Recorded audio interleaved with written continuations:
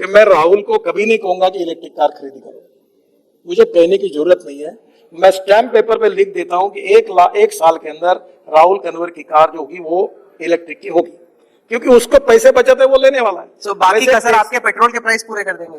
Petrol को बंद करना है जी, वही मैं पेट्रोल डीजल के इंपोर्ट को बंद करना, पोल्यूशन को कम करना, और biofuel, electric, ethanol, methanol, biodiesel, CNG, और अगर मजबूरी है तो एलएनजी और एलपीजी यूज करेंगे। आपने चलाई टेस्ला की गाड़ी, कब आएगी ऑफिशियली, कब खरीद, मतलब हम तो शायद नहीं अफोर्ड कर सकते, लेकिन जो लोग अफोर्ड कर सकते हैं वो कब खरीद सकते हैं टेस्ला की? नहीं, टेस्ला सस्ती मिल जाएगी, 35 लाख रुपए में आएगी गाड़ी। आपको टेस्ला की कीमत ज्यादा नहीं है और उसका कॉस्टिंग भी कम है, और इंडिया में हमारे जो वेंडर्स है वो पूरा टेस्ला को दे सकते हैं मटेरियल। अब थोड़ा सा एक मेरे मन की बात है जो मैंने टेस्ला को बार बार कही कि चाइना में बनाकर हिंदुस्तान में बेचने वाला काम मत करो, हिंदुस्तान में आओ, हमको मदद करते हैं, यहाँ हमारे वेंडर्स हैं, हमारे यहाँ बनाओ, हमारे यहाँ बेचो, हमारे यहाँ से एक्सपोर्ट करो, जो मदद चाहिए आपको हमारी सरकार करेगी। पर वो धीरे धीरे हिंदुस्तान का डोमेस्टिक मार्केट इतना बड़ा है और हमारे यहाँ इतने बड़े प्रमाण पर डिमांड है कि एक दो बातें मैं अक्सर कहता हूँ, हिंदुस्तान वर्ल्ड रिकॉर्ड करता है, एक पॉपुलेशन बढ़ाने में और दूसरा ऑटोमोबाइल का खरीदी में, 2 व्हीलर 3 व्हीलर, आप जितने लोग, एक घर में 3 लोग और 4 गाड़ियां हैं और दिल्ली में तो अरुण पुरी जी की क्षमा मांगकर बताता हूँ, यहाँ पार्किंग करते ही नहीं, जैसे सरकार के रोड है ये इनके लिए बना है इसलिए गाड़ियां रोड पर खड़ी कर देते हैं और पार्किंग है। मुंबई में ऐसा नहीं होता, हर जगह पर पार्किंग होता है। तो अब धीरे धीरे इसमें कोई नहीं कि टेस्ला को आएगी, अभी मार्केटिंग उनका शुरू हुआ है, मुझे लगता है कि आएगा। दूसरा, टेस्ला के बराबर और एक अमेरिकन ब्रांड है, वो भी ऑलरेडी उसका भी मैन्युफैक्चरिंग शुरू हुआ है। दूसरी बात जो बहुत, अब टेस्ला तो अच्छी है, मैंने चला, इतनी लाइट सुंदर है, टेक्नोलॉजी बहुत ही बेस्ट है, में छोटी सी कमी है, अभी मुझे रोप वे, केबल कार और फेनाकुलर रेलवे का काम भी प्रधानमंत्री जी ने दिया है। अब हिमाचल की 15 मेरे पास आई, कल मैं जोजिला टनल गया था, वो बाल्टा कुछ तो भी गाँव है, वहां से 15 किलोमीटर बाबा अमरनाथ का है, तो मुझे तुरंत आया कि मैं यहाँ से बाल्टन, तो वहां से रोपवे बनाऊंगा ताकि गरीब से छोटे लोग कितने भी एज के हो वो वहां जाके दर्शन कर सके। तो अभी मैं रोपवे, केबल कार और फेनिकुलर रेलवे का एक काफी बड़ा network. And your biggest regret, वो एक चीज जो आप एकदम करना चाह रहे थे, आपने बताया सीमेंट माफिया के बारे में, बट सीमेंट माफिया के अलावा जो आप करना चाह रहे थे लेकिन नहीं कर। सीमेंट माफिया मत कहिए, मैं उनको माफिया नहीं कहता, हर आदमी अपने बिजनेस में कमाता है, पर मेरा कहना है टर्नओवर ज्यादा प्रोडक्शन करके भी कमाओ। एक तो मेरा जो रिग्रेट है कि हिंदुस्तान में ट्रांसपोर्ट मंत्री होने के बाद में भी वर्ल्ड में सबसे ज्यादा एक्सीडेंट हिंदुस्तान में होते हैं। 5 लाख एक्सीडेंट होते हैं, 1.5 लाख मौतें हो जाती है और करीब 3 लाख लोगों के हाथ पैर टूट जाते हैं। मैं बहुत कोशिश कर रहा हूं, अभी तमिलनाडु में 50% कमी आई है, अभी एक एनजीओ के सहयोग से मुंबई पुणे हाईवे पे 50% कमी आई है। मैं वॉर फुटिंग पर कोशिश कर रहा हूं और मरने वाले लोग 18 से 24 वयोगट के 65% लोग हैं। अब मैं बहुत दुखी हूं कि इसको मैं कम करने की कोशिश वॉर फुटिंग पे कर रहा हूं, पर जितना यश चाहिए उतना उसमें नहीं मिला है। पर अभी मैंने ये भी कोशिश कर रहा हूं कि lungs transplant, heart transplant, liver transplant, ये हमारे रोड पर हम हेलीकॉप्टर, एम्बुलेंस खड़ी रहे और एक आधे बार एक्सीडेंट हुआ तो उसको तुरंत वहां से एयरलिफ्ट करके हॉस्पिटल में जाके उसकी जान बचे। आपने, सही बात है, ट्रैफिक, आपने जो ट्रांसपोर्ट इंफ्रास्ट्रक्चर है, जो सड़कें हैं, उसको बहुत इंप्रूव किया, लेकिन स्पीड लिमिट ज्यादा चेंज नहीं हुआ। अब इतनी बड़ी बड़ी गाड़ियां हैं, वहां पे सब जगह वो सीसीटीवी लगा हुआ है, डर लगता है कि थोड़े से तेज गए और फट से कटा चलान, और आजकल तो घर पहुंच जाता है चलान। तो इसको थोड़ा इंडिया में स्पीड लिमिट बढ़ाने के लिए आप क्या कर रहे हैं? आपने बिल्कुल सही सवाल पूछा और मैं इसमें अभी तक कुछ कर नहीं पाया।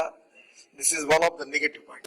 क्यों नहीं कर पाया? ये जो परसेप्शन वाली बात होती ना, रियलिटी वर्सेस परसेप्शन, तो हाईकोर्ट और सुप्रीम कोर्ट के जजमेंट है और ऐसे कुछ जजमेंट है हाईकोर्ट के कि इससे ज्यादा स्पीड नहीं चलेगी। अब प्रॉब्लम यह है कि एक्सीडेंट का कारण केवल स्पीड ऐसा नहीं है, अभी एक्सिस कंट्रोल ग्रीन हाईवे है, अब यहाँ कोई आता नहीं, कुत्ता भी नहीं आ सकता, पूरा बंद है, तो वहां स्पीड में कोई अड़चन नहीं। तो मैं अभी तक ये स्पीड की फाइल को घुमाता हूं हर बार, ये हाईकोर्ट निर्णय देता है, वो सुप्रीम कोर्ट देता है। अभी मैंने ये स्टैंड लिया है कि पार्लियामेंट में जाना है तो बिल बनाकर जाऊंगा और ये स्पीड के सब पैरामीटर बदल दूंगा। स्लो स्पीड पे मूव कर रही है आपकी फाइल? सर इसमें मेरी दिक्कत ये है कि ये स्लो इसलिए मूव हो रहा है कि परसेप्शन जो है और कोर्ट के डिसीजन, सुप्रीम कोर्ट से लेकर हाई कोर्ट तक, वो इस मानसिकता में, जैसे आपने कहा ना कि ये आप सही कह रहे हो कि इलेक्ट्रिक की गाड़ी रास्ते में बंद होगी तो हम क्या करेंगे, ये जो होगा नहीं, होता नहीं, होने वाला नहीं है, पर दिमाग में बैठा हुआ है। वैसे स्पीड के बारे में पूरे लोगों के मन में बैठा कि स्पीड बढ़ाई तो एक्सीडेंट हो गए, अब मैं उससे बाहर निकालकर मैंने वो फाइल लगभग तैयार की है। एक्सप्रेस हाईवे की स्पीड क्या होगी, डिस्ट्रिक्ट रोड की क्या होगी। नहीं तो पूरा बताइए ना, एज ट्रांसपोर्ट मिनिस्टर आपके हिसाब से हिंदुस्तान में गडकरी जी की जो नई बड़ी सड़कें हैं उस पर क्या स्पीड लिमिट होनी चाहिए? देखिए, ये don't take it as my commitment और डिक्लेरेशन, क्योंकि मैं मंत्री हूँ। इसमें सुप्रीम कोर्ट और हाई कोर्ट के निर्णय है, पर मैं कोई अच्छी बात होगी तो कोर्ट में मैं मानता हूं कि पार्लियामेंट इज सुप्रीम, जनता की अदालत है, कानून बनाने का हमारा अधिकार है, कानून को इंटरप्रेट करने का अधिकार हमारे जजेस को, उनका निर्णय हम स्वीकार करेंगे। तो अब मेरा जो व्यक्तिगत मत है, it is not official, but मैं उसमें उस लाइन में सोच रहा हूं कि green express highway axis control ये मैक्सिमम 120 तक ले जाना चाहिए, 120 to 140, ये मेरा थिंकिंग है। जो नेशनल हाईवे है 4 लेन, वहां कम से कम 100 किलोमीटर तक जाना चाहिए। फिर जो 2 लेन पेव शोल्डर है उसमें 80 किलोमीटर तक जाना चाहिए। और शहरों में जो रोड है अब से, इसमें से 75 किलोमीटर तक अलाउ करना। तो मैं एक सवाल पूछूं? हाँ। आपने कहा आप दिल्ली से देहरादून 2 घंटे में पहुंच सकते हो, दिल्ली से चंडीगढ़ 2 घंटे में पहुंच सकते हो, अगर आपने 120 भी कर दी ना तब भी नहीं पहुंचोगे, कैसे पहुंच सर? कैसे? आपको स्पीड लिमिट को, जैसे वहां अगर आप यूके देखो, यूएस देखो, वहां पे स्पीड लिमिट्स और प्रैक्टिकल है, खासतौर से वो तो 300 तक गए।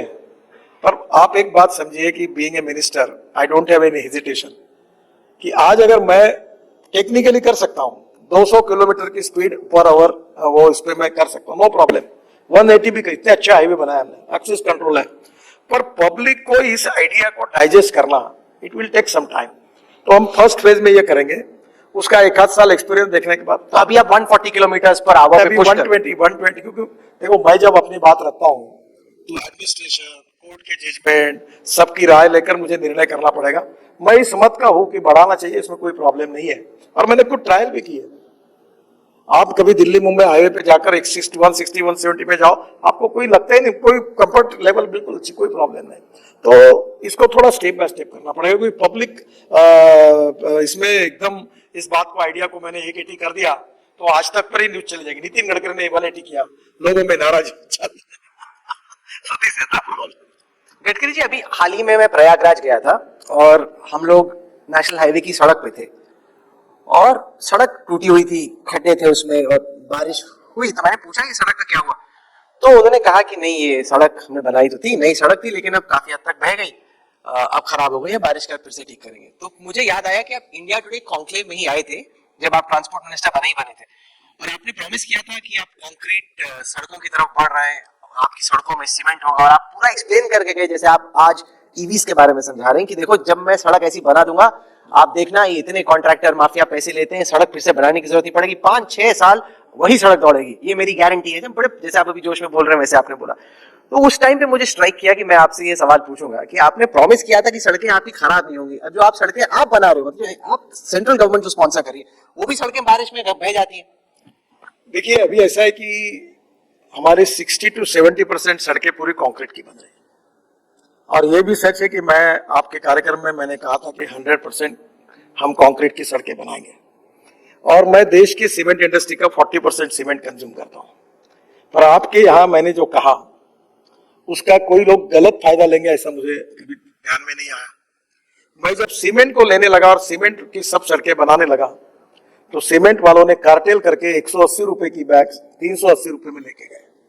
और जब मुझे इस बात का दुख हुआ कि देश की सीमेंट इंडस्ट्री को मैंने इतना बड़ा ऑक्सीजन दिया है, पूरा 40% सीमेंट मैं खरीद रहा हूं, और अब ये इस प्रकार से कार्टेल करके रेट बढ़ा रहे, तो मेरे मन में उसकी चीड़ आई, और फिर मैंने उसका सीमेंट मैंडेटरी करने का निकाल दिया।